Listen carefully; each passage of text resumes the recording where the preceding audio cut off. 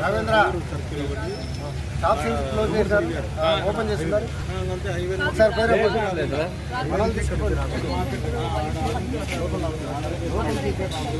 పేరు షాపులను close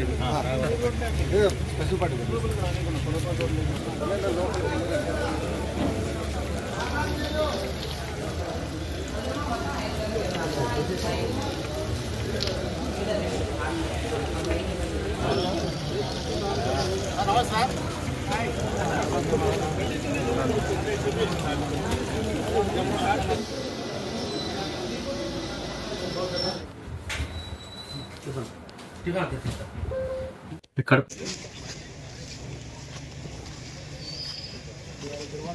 sir sir sir ఒక side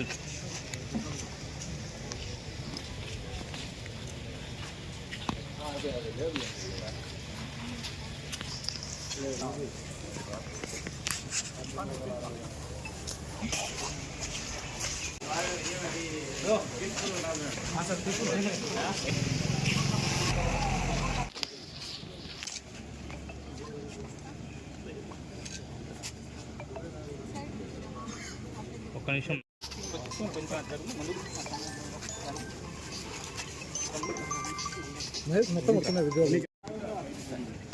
ఒక్క నిమిషం.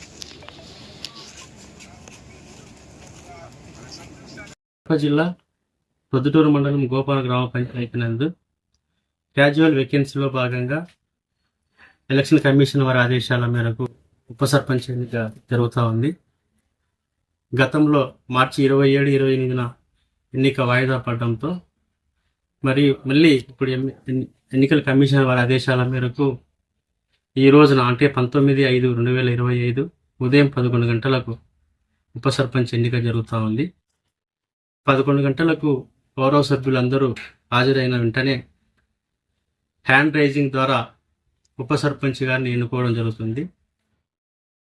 ఎలక్షన్ ఆఫీసర్గా వై రామచంద్రారెడ్డి మైలవరం మండలం డిప్యూటీ ఎంపీడీఓ గారిని నియమించడం జరిగింది సార్. గతంలో మార్చి 27, 28వ తారీఖున కొన్ని అనివార్య కారణాల వల్ల ఎన్నిక వాయిదా పడడం జరిగింది. 27వ తారీఖున కోరం లేక వాయిదా పడింది. 28వ తారీఖున ఎలక్షన్ ఆఫీసర్ ఎవరైతే ఆ రోజు కంటెస్టింగ్ ఎలక్షన్ ఆఫీసర్ ఉన్నారో ఆయనకు ఛాతీ నొప్పి రావడం వల్ల ఆ రోజు ఎన్నిక వాయిదా పడింది. మళ్ళీ ఎలక్షన్ కమిషన్ వారు ఇచ్చినటువంటి ఆదేశాల మేరకు ఈ రోజున అనగా 19/5/2025 ఉదయం 11 గంటలకు గౌరవ సభ్యుల ద్వారా ఎన్నుకోవడం జరుగుతుంది సార్. వార్డు మెంబర్లు 20 మంది ఉంటారు సార్, +1 అంటే సర్పంచ్గా గౌరవ సర్పంచ్ గారితో కలిపి 21 మంది ఉంటారు. పూర్వం గ్రామ పంచాయతీకి సంబంధించిన ఉప ఎన్నిక ఈరోజు పూర్తయింది. అనేక అవాంఛనీయ సంఘటనల తర్వాత అభద్రతా భావాల మధ్య ఎన్నో ఒడిదుడుకుల నేపథ్యం తర్వాత ఎట్టకేలకి ఎన్నిక అత్యంత ప్రశాంతంగా, సజావుగా, సక్రమంగా, ప్రజాస్వామ్యబద్ధంగా ఎన్నిక జరగడం మనస్ఫూర్తిగా నేను సంతోషపడతా ఉన్నా. మా పార్టీకి సంబంధించిన అభ్యర్థి ఉప సర్పంచ్గా గెలవడం అన్నదానికంటే కూడా ప్రజాస్వామ్యాన్ని గెలిపించినందుకు మనస్ఫూర్తిగా సంతోషపడతా ఉన్నా.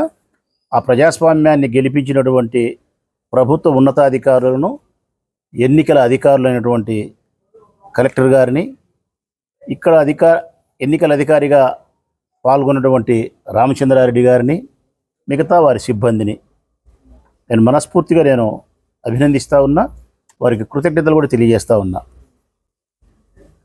ఈ ఎన్నికలు శాంతి భద్రతల పర్యవేక్షణలో ప్రశాంత వాతావరణంలో జరగడానికి ప్రత్యేకమైనటువంటి శ్రద్ధ తీసుకున్నటువంటి పోలీస్ శాఖను మనస్ఫూర్తిగా అభినందిస్తూ ఉన్నా.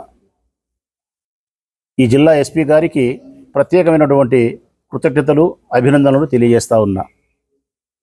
ప్రొద్దుటూరు డిఎస్పి శ్రీమతి భావన గారికి నా హృదయపూర్వక కృతజ్ఞతలతో కూడిన అభినందనలను తెలియజేస్తా ఉన్నా. ఈ ప్రొద్దుటూరు నియోజకవర్గంలో సర్కిల్ ఇన్స్పెక్టర్లుగా, ఎస్ఐలుగా, ఏఎస్ఐలుగా, పోలీసులుగా పనిచేస్తూ ఉన్నటువంటి సిబ్బంది ఎవరైతే ఉన్నారో, ఎన్నికల డ్యూటీకి ఎవరైతే పాల్గొన్నారో వాళ్ళందరికీ నా ధన్యవాదాలు, నా కృతజ్ఞతలు. కారణం, మేము గెలవడం కంటే కూడా ప్రజాస్వామ్యం గెలవడం ఇంపార్టెంట్. ఓ రోజు మేము గెలుస్తాం, ఓ రోజు తెలుగుదేశం గెలుస్తుంది. అది పెద్ద నేనేమి గొప్పగా భావించను, అవమానంగా కూడా భావించను. మేము 2019లో గెలిచినప్పుడు గొప్ప అనుకోలే, 2024లో మేము మా పార్టీ ఓడిపోయినప్పుడు అది తక్కువ అనుకోలే. ఇది సర్వసాధారణం. కానీ ఎప్పటికీ గెలవాల్సినది, వరదరాజిరెడ్డి గారు గుర్తుపెట్టుకోవాల్సినది ఏంటంటే, ఎప్పటికీ గెలవాల్సినది ప్రజాస్వామ్యం. ఆయన కాదు, నేను కాదు. 6 సార్లు ఆయన గెలుస్తాడు, 6 సార్లు ఆయన ఓడిపోతాడు. నేను 3 సార్లు గెలుస్తా, ఒకసారి ఓడిపోతా. అది కాదు పాయింట్. ఎప్పటికీ గెలవాల్సినది ప్రజాస్వామ్యమే. ప్రజాస్వామ్యంలో ప్రజలే అంతిమంగా గెలవాలి. ప్రజలే అంతిమంగా గెలవాలంటే వాళ్ళ తుది నిర్ణయం, వాళ్ళ అభిప్రాయానికి మనము ప్రాధాన్యత ఇచ్చాలి. చట్ట ప్రకారము ప్రజాస్వామ్యబద్ధంగా ఎన్నికలు జరగాల. ఈరోజు జరిపినారు. ఎక్కడే కానీ చిన్నపాటి అవాంఛనీయ సంఘటన కాదు కదా. ఊరికి ఇట్లా చిన్న అట్లా గాలి కూడా పొరపాటున కూడా పోలీసులను కాదనే వియ్యలే. మా వార్డు సభ్యుల దగ్గరికి వచ్చినారు. 14 మంది మా వార్డు సభ్యుల్ని పిలుచుకొని పోయినారు. భద్రత కల్పించినారు. ఎన్నికల్లో ఓటు ఇచ్చినారు. ఎన్నికల అధికారి సక్రమంగా ఎన్నికలు నిర్వహించినాడు. తిరిగి మళ్ళీ మా వాళ్ళని తీసుకొచ్చి నా ఇంటి దగ్గర వదిలిపెట్టినారు.